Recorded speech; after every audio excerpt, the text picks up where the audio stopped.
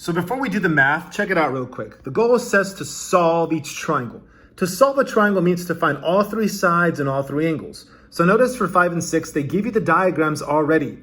So for these ones, just find the missing sides and the missing angles and just call it a day. However, for 3 and 4, not quite so, because we don't have a picture. So we really don't know if they have 2 triangles or 1 triangle or no triangles. So for these ones, for instance, for number 3, if there are 2 triangles, you solve them both. If there's only 1 triangle, you solve it and you move on. If there's no triangle, say so. The same for number 4. We have to decide if there are 2, 1, or no triangles, and depending on how many there are, we solve them all.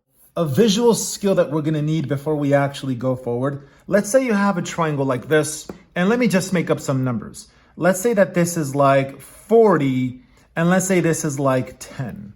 Now, side 10. Now, what I wanna do is this. I'm gonna pretend that there's a nail here, and I'm just gonna hammer it down, boom, boom. And so what I can do now is I can take this 10, and I can slide it in. It can hinge like a door, right? It's like a doorway. And I'm gonna take this 10 and I'm gonna move it so that it's like right there, okay? And I'll even draw it with dotted, okay? So this 10, it just hinged inwards, and now this is 10. So can we agree that it's isosceles? If you just look at, that's isosceles, right? It's a different triangle, but it's a 10-10. So if this is 40, do you know what this is? This is also 40, right? Because the base angles of an isosceles triangle are congruent. So you know what I'm trying to get at? This is what I'm trying to get at. Can you tell me this angle right here? Tell me this angle, the one that's right there. Well, if that's 40, that's 40, because the 10 and the 10 match. Now remember that a semicircle is 180. So if this is 40, take away 40 from 180, and this is gonna be 140.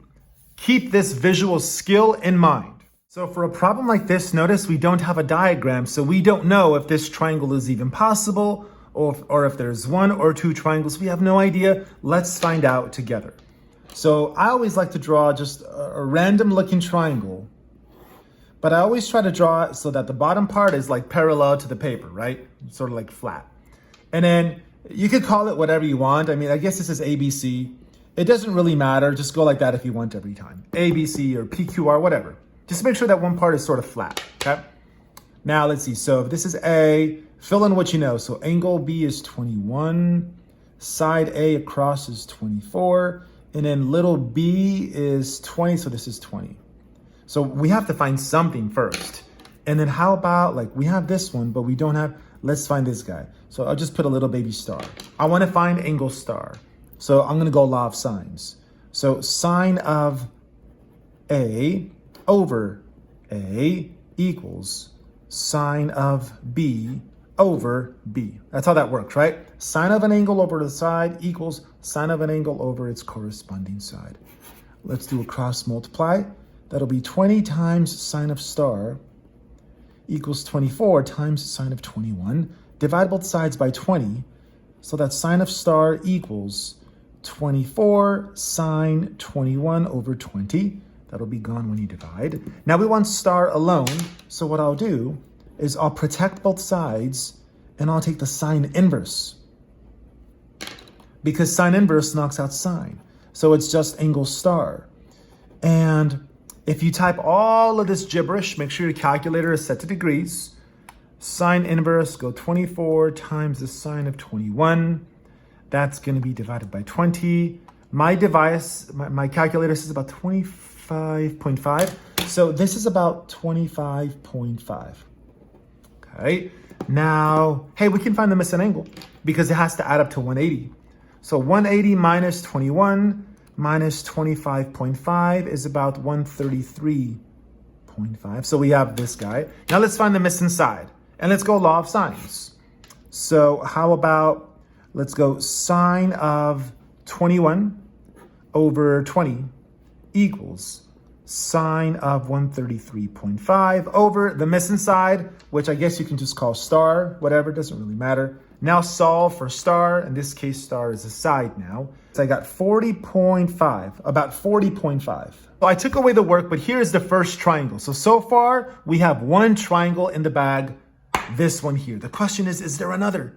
How do I know if there's a second triangle? That's the whole purpose of this video. So here's what I always do.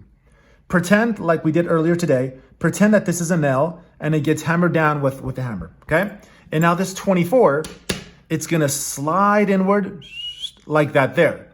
So that it would now be like right here. So that's gonna be 24. And you see this 133.5? That would also go here. And then remember how we discussed how to find the missing piece in the warm-up of this video? 180 minus 133.5, that's 46.5. So this is 46.5. And this picture is getting cluttered. Let me draw this again, but just like the left half of the triangle. So this is 25.5, and this is 46.5, and this is still 40.5. And this is 24, right? Because the 24, it came in, that's still 24. This 20 no longer exists because this part got cut off. And that 21, it's also gone because that angle got minimized. So this is the new possible triangle. The question is, does this exist? Because if this does exist, then we have two triangles. If this is a fail, then there is no second triangle, and there would only be this triangle. So how do I know if this triangle exists? Well, find the missing angle. Let's see, 25.5 plus 46.5, take that from 180, and that's 108, right? Positive 108. So far it looks good.